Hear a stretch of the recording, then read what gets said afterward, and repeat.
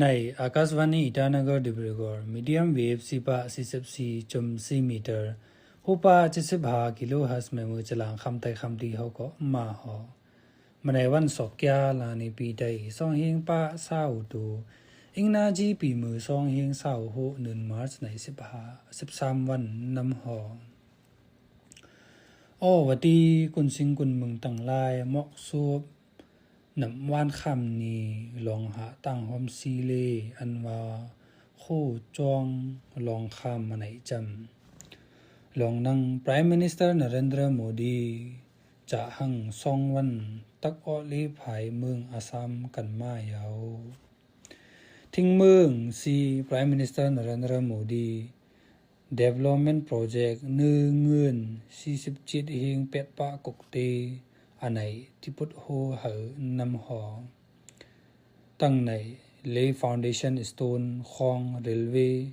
Periodic Overhauling Workshop ในก็อลันวือซีตักพุทโฮเหอมายาว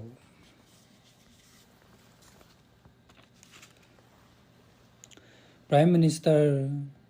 ตักตังเศร้าซองหา installment อันของ PM Kisan Scheme ไหนก็กูปากูนา1เงิน9.3 กกตีตักปล่อยกันมายาว Chief Minister Pema Khandu วัน Budget Session ใหม่อามูอันอาแขในเข้าในเหตุนิสีเรากันมานังว่า Census in Arunachal Pradesh Census ในปี2554จองมายาว5เรื่องในลกเดือนเอพริล16วัน2026ที่กูกันมากันปา House Listing คันสำ Housing Census ไม่เอาซีนำหอม25ในลกปีมือ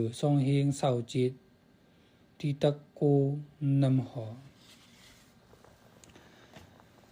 Arunachal Pradesh Assembly เข้าเจ้า1เงิน36เฮง6.7 กกตี State Budget หัง2เฮง27ในลก Voice Vote วันมงาไม่ตักเฮ็ดปาสกันมายาว Chief Minister Pema Khandu Member คันสัม Participation New State Budget 2เฮง27เขานั่งในเขาใหม่อมจุมยองอยู่เหอกันมาหอDeputy Chief Minister Khansa Minister in charge of Finance เจ้านาเมนมันเจ้า Arunachal Pradesh Appropriation Number 2 Bill 2026ใน Budget Session ใหม่ตักเอาอกันมาวันมงาใหม่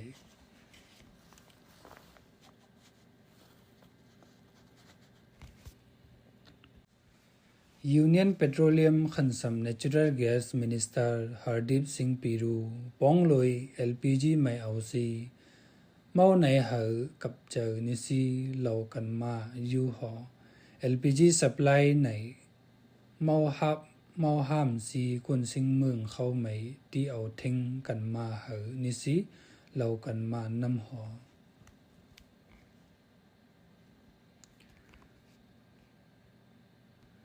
เมืองอิรานใหม่ Supreme Leader มือตักตังกันกาเฮกจืออายาโตลาโมจตาบาคาเมนียูหอ Leader of the House Rajya Sabha JP Nadda Leader Opposition Malik Arjun Kharge ใหม่เฮอใน hit investigation long attack new former Chief Minister of Jammu and Kashmir Farooq Abdullah ไม่เอาซีนำหอ